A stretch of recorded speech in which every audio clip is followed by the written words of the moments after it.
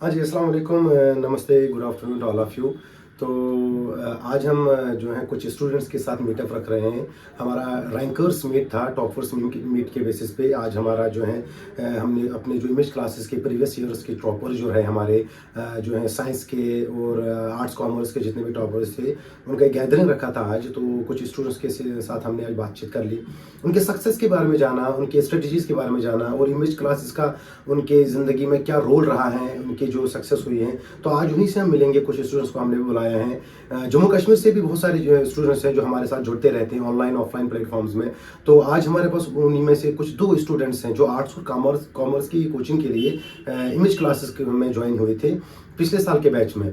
तो उनमें से 1-2 बच्चे हैं जिनका रैंक भी आया था। तो आज उनसे बात करते हैं, जानते हैं कि उनको इमेज क्लासेस का जो ये स्ट्रेटजी वाला फैक्टर जो है हमारी कोचिंग का जो पूरा एंट्रेंस का सेटअप जो रहता है उनको कैसा लगा, उन्होंने कैसे सक्सेस हासिल की और किस तरीके से उन्होंने जो है इमेज क्लासेस को अपने लिए अप्रोचेबल बनाया है। तो सबसे पहले मैं जो है ये पहनाऊंगा, ये सबको हमने सुबह पहनाया था, ठीक है। आप लोग लेट हो गए और छोटा सा गिफ्ट हमने रखा था सबके लिए, ठीक है। दिस इज फॉर यू, ठीक, थैंक यू। जैसा कि अभी हमने बात की थी एक्चुअल में वहाँ पे थोड़ा सा ये बहुत पहले हमने सोचा था हम लोग आपस में बात करेंगे कि हमने बच्चों के साथ जो काम किए हैं, ऑब्वियसली बात होती है कि बच्चा भी अपनी बेसिस पे बहुत मेहनत करता है, ठीक है ना। तो कहीं ना कहीं फैक्टर थोड़ा सा टीचर्स का, इंस्टीट्यूट का भी रहता है जो मेहनत के साथ उनको आगे बढ़ाते हैं ना अपने। तो हमारी स्ट्रेटजीज़ के बेसिस पे हमने जब पहले इमेज क्लासेस स्टार्ट किया था तो इसमें जो रिजल्ट्स हम ला रहे हैं ये सिर्फ और सिर्फ इस बेसिस पे क्योंकि कुछ यूनिक स्ट्रेटजीज हमारी चलती हैं बच्चों के साथ। हर कोचिंग का होता है लेकिन हमारा कुछ अलग फैक्टर है क्योंकि हमारा जो प्रिपरेशन का तरीका है, जैसे हम लोग डीपीटीज का एक बहुत बड़ा इंपॉर्टेंट सेटअप है, या टेस्ट वगैरह होते हैं, हर वीकली हमारा टेस्ट होता है। और अब तो हमारा नया एक चीज़ आया है, पिछली बार तक हमने मॉड्यूल को सिर्फ दिया था, इस बार हमने मॉड्यूल को जो है देने के बाद डिस्कस भी किया है। उसके पीछे जो ढांसू क्वेश्चन थे, पिछली बार हमारा आर्ट्स कॉमर्स का जो मॉड्यूल था वो एक ही बुक थी पूरी, एक ही सेटअप ऑफ बुक थी पूरी। इस बार हमने मॉड्यूल को 4 हिस्सों में बांटा है, हिस्ट्री अलग है, ज्योग्राफी अलग, सिविक्स अलग, पॉलिटिकल साइंस अलग है। और हर बुक में हमने हर चैप्टर में लेवल 1, लेवल 2, लेवल 3 के क्वेश्चंस दिए हैं।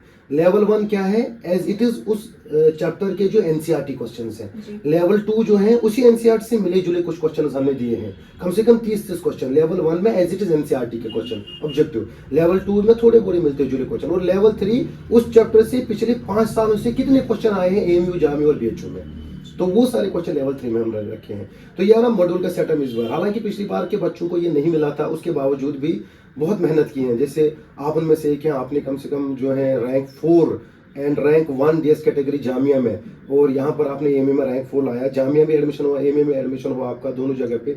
सो आपके बेसिस पे थोड़ा सा आप अपना, पहले मैं बताता हूँ कि जो मुझे अक्सर बच्चे क्वेश्चन पूछते हैं, सर ये बताइए आर्ट्स कॉमर्स के बाद हम क्या करेंगे, क्योंकि साइंस वालों का सबसे बड़ा फैक्टर होता है कि हम तो भाई डॉक्टर बनेंगे, इंजीनियर बनेंगे, तो आर्ट्स क्या करेगा। तो मेरा उसका एक पर्सनल जवाब होता है कि भाई आर्ट्स के बेसिस पे जो तुम बनोगे ना, वो ये डॉक्टर और इंजीनियर्स को अपने अंडर काम करवाता है कि नहीं है, एडमिनिस्ट्रेटर जो होता है। तो आपका क्या इसमें कहना है। और दूसरी चीजें हैं, थोड़ा सा इंट्रोडक्शन के बेसिस पे आप बता दीजिए इमेज क्लासेस का पर्सपेक्टिव आपकी लाइफ में कैसा रहा।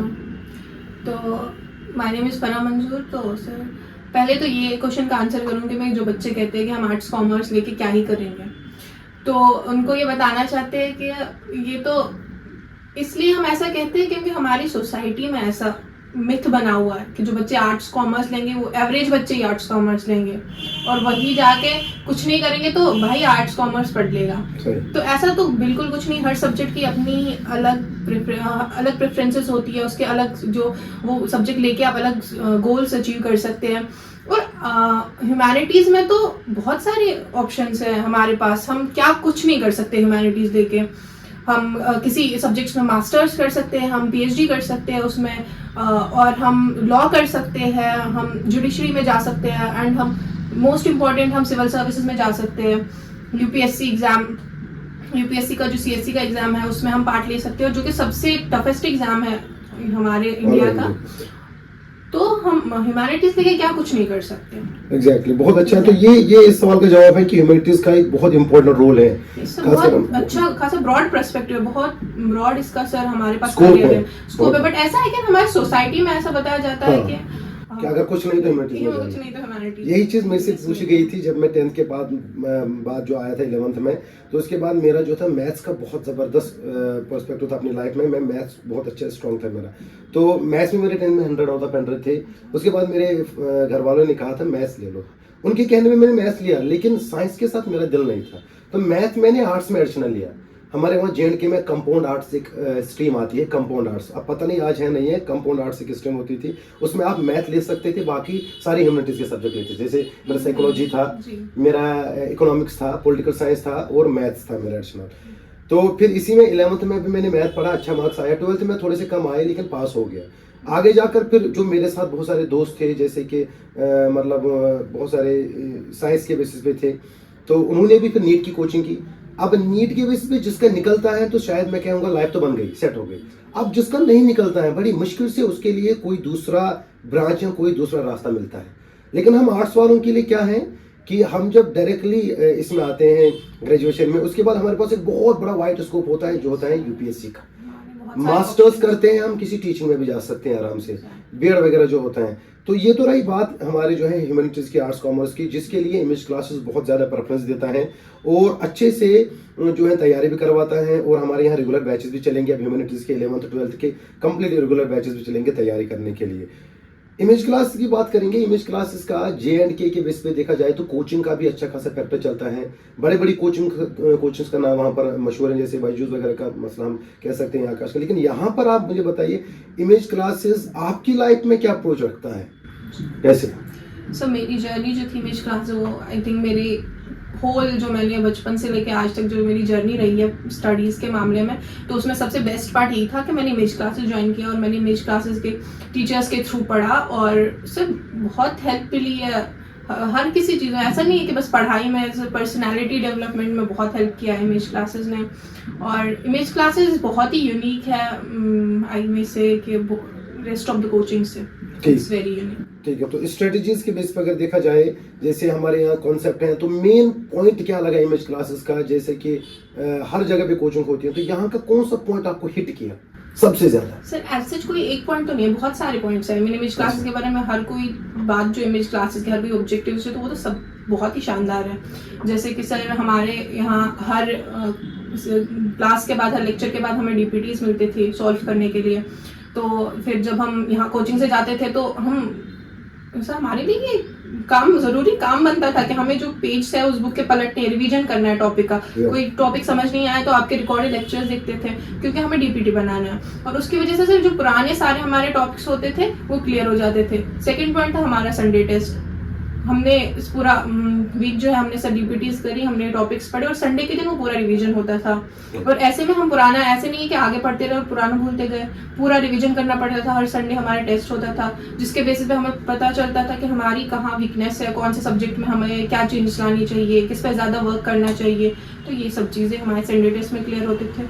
उसके बाद सर जब हमारा कोर्स कंप्लीट हुआ तो उसके बाद आपकी सीरीज़ आई थी, एक करो या मरो सीरीज आई थी और हमारी रैंक बूस्टर सीरीज आई थी, जो हमें बहुत हेल्पफुल किया। उसमें हमने सर लास्ट एटलीस्ट 10 ईयर के पेपर सॉल्व किए थे, जो कि बहुत हेल्पफुल थे, क्योंकि sir most of the questions मतलब कहीं ना कहीं आइडिया वो कनेक्टेड होते हैं क्वेश्चंस, तो हमें एक आइडिया मिलता है कि किस टाइप के क्वेश्चंस आएंगे।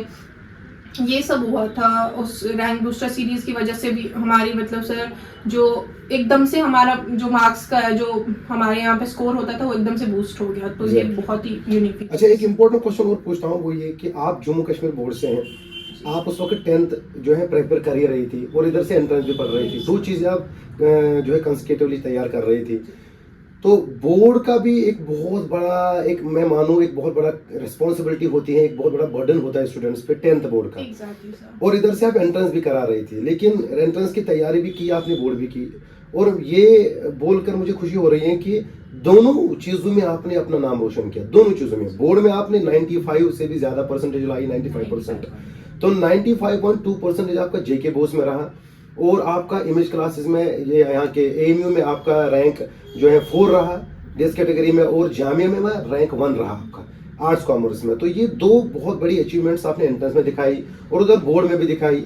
तो ये हमारे यहाँ के बहुत सारे ऐसे बच्चे होते हैं कि सर कैसे हो पाएगा, सर एंट्रेंस की तैयारी बहुत मुश्किल होता है, सर लास्ट में नहीं कर सकते। आपके पास दो चुनौतियाँ थी, दो चैलेंजेस थे, कितना टफ रहा और यहाँ आकर कितनी चीजें आपको इजी लगी और किस तरीके से मैनेज किया? सर भले ही हमारे पास दो चीज़ें लाइक बोर्ड्स है, हमारे पास एंट्रेंस है, पर सर हमारे पास सोर्स तो एक ही है ना, हमें बुक्स पढ़नी है।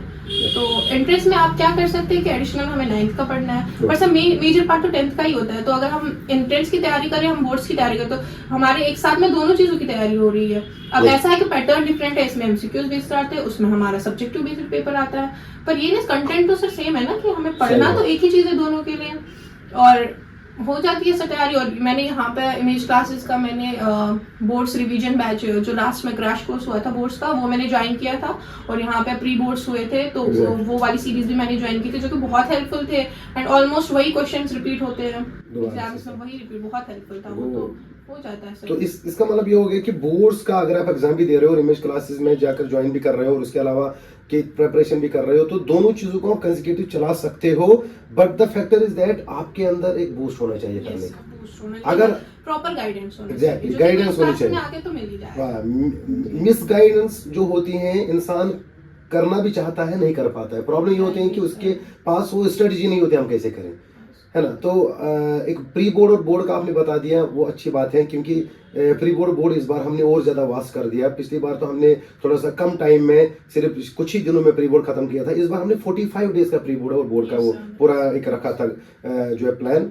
तो उसमें हमने पेपर भी एज इट इज़ लिए, और अभी कुछ बोर्ड के पेपर हुए भी हैं, एएमयू और सीबीएसई के। तो जो बच्चे पेपर लेके आते हैं और उसके बाद मैच करते हैं इमेज क्लासेस के प्री बोर्ड और बोर्ड के पेपर से कम 40-50% से ज्यादा मैच होता है। 40-50%, ये मैं रियल कह रहा हूँ आपको, कि इस तरीके से जो है हमारे यहाँ का पेपर भी सेटअप बनता है। तो थैंक यू वेरी मच, आपको बहुत बहुत मुबारक हो आपकी लाइफ के लिए, आगे जर्नी के लिए। बहुत अच्छा आप आई, हमारे साथ बात की। बहुत पहले भी हमने सोचा था बात करने के लिए आपसे, ठीक है ना। तो जम्मू कश्मीर के बेसिस पे हमारे फिलहाल तो अगर चूंकि कम स्टूडेंट जो है जुड़ पा रहे हैं, लेकिन जितने जुड़ पा रहे हैं सारे का सक्सेस मिल रहे हैं। आप आई हमारे साथ, और भी बहुत सारे बच्चे हैं, बुनियाद में हैं, तुलू में हैं, इस बार बेदार में हैं। तो अल्हम्दुलिल्लाह कि जो है हर किसी को सक्सेस मिल रही है, हर कोई कामयाब हो रहा है जो एम लेके यहाँ आता है। तो यही चीज़ हमारे अंदर भी है कि हम चाहते हैं कि जितना से ज़्यादा बच्चे जुड़े। हमारे पास एक अच्छी चीज़ ये भी है, ऑनलाइन वाला जो फैक्टर है।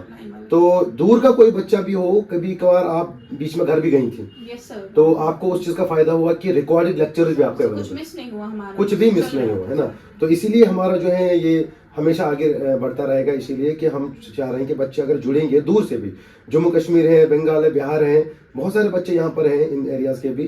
तो बहुत सारे बच्चे बीच में चले जाते हैं, कोई फंक्शन आता है तो रिकॉर्डेड लेक्चर्स, डीपीटी सब कुछ उनको ऑनलाइन मिलता है उसके बाद भी, है ना।